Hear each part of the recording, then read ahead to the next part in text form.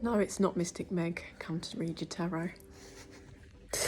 I was in the water in the rising, and it was an absolutely incredible start to the day.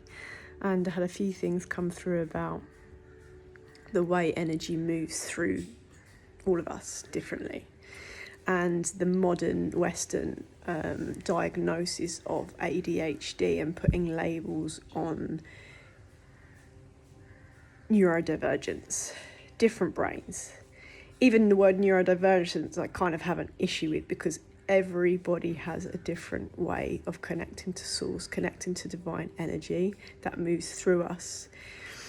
And some are masters at harnessing that energy, others it comes through and can come from chaotic sources, so is quite sporadic and untamed until we know what it is and we know how to nourish our bodies to better harness the energy that is coming through our vessel, and how we can maximize the use of this vessel to just ground in that energy and not let it overtake us or lead us into any manic or extreme emotional expression. I don't know if that makes sense, and I say that because I'm in a place where I believe it's a sacred land, very healing, and it calls a lot of wanderers and lost souls and healers and explorers and just a whole host of beautiful energies mixing with local energies. And some people that I've met have said to me they've been told they've had ADHD, and they've just expressed their story to me. These are some of the most intelligent and creative souls I have witnessed on the planet. They are so gifted that when I hear them express this, I have ADHD, and I felt like it's held me back in life and I should be at this point, and it makes me sad in my heart because I know I've got a special brain, and whether my parents knew or not, or whether I've known and over the lifetime, is some people potentially would say, you've got ADHD, which is harder to check in women, they say. But ultimately, when you start to connect with the shamanic calling or nature or the godlike self or the higher destined path and ancient civilizations, like anybody that had someone say, I don't know, neurosis or erratic behaviour, like the elders of the community in the village knew it was an emotional and spiritual imbalance. They wouldn't label it as psychosis or of this or that. There's just an awakening, a portal to other realms, and we were taught how to first identify that it wasn't something wrong with the person. It was energies surrounding that being that were using that being as a channel, and without their knowing. And I think it's the knowing that changes everything and how we interact with those energies.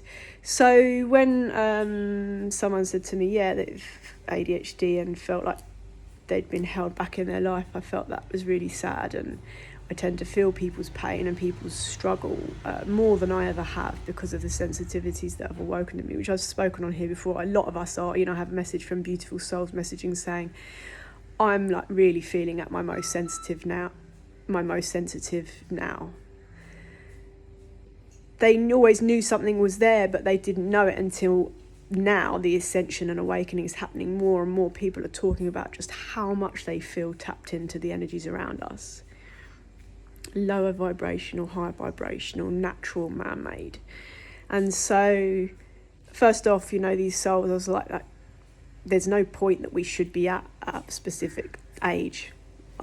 Please don't feel held back, especially by a diagnosis, because ultimately, I don't believe ADHD is a thing. I believe it's highly, highly, highly spiritually gifted.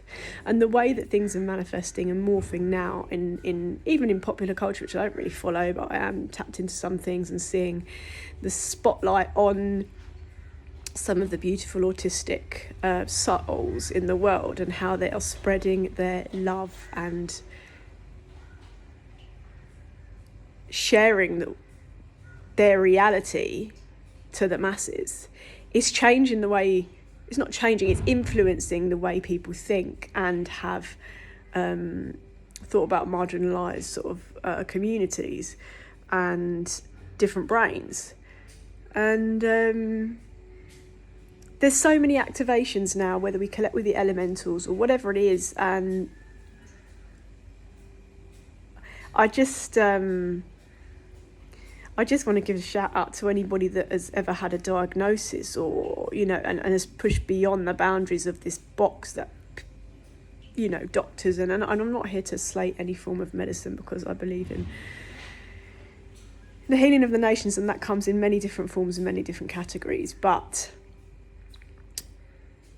I believe we're all very spiritually gifted, and a lot of the things that were dormant in ourselves and in our minds and soul activations that are coming through now. And the fact that I'm meeting people that are just so expressive and expansive, and some of the most intelligent minds, like so special, just so individual, the way they one-on-one, you know, I can't say that everybody's comfortable in being themselves in bigger groups. I really don't give a shit, so I'm just myself. But some of the relationships and these stories, sort of exchanges I have, is very one-to-one and very private, because a lot of the souls I meet are introverts. And I just see their beauty, I see their power, I see their brain, it's just so vast and so deep, and the depth that some of these souls connect at can't be matched in some of the realities that they've existed in up until now. But having come into connection with these people, because I'm one of those people, I felt probably not matched in certain things in my lifetime. So having come to a point where now I'm meeting souls that can match my frequency, and, you know, it's not like we latch onto things, whether these encounters are temporary or short term or long term. I'm just grateful for the connection, because it's just a mirror, it's like a confirmation that's come from the universe of like where I'm at right now. And music and art, some of the most important portals to nourish and nurture in our lives. And whether it's, you know, whether anybody else approves of it, we just be silly and have fun. And from that, some deep, deep talent can emerge. And for others, it's just a release. It's just our inner child. And the more that we move through the, like, you know, the words and the speaking of, you know, like talking so much about the trauma and the inner child and the shadow work. And like, once we've move through that, because we do have to move through that before we then level back down and come back to this grounded reality, which is really important right now, to be grounding, because there is so much that wants to be like lifting us up into our heads, because that is where the psychological spiritual warfare can happen. And it's over analyzing and people hurting, we and I was one of those people, hurting ourselves.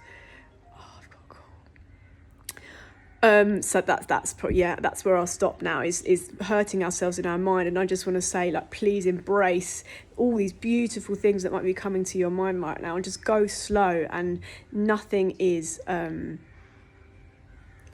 label or a diagnosis to, like, we don't need to know what is inside of us, we just feel it. It doesn't need a label. Whether we believe we have something or not, there's just gifts that are awakening right now. And I just say power to the people. But number 9 on the clock.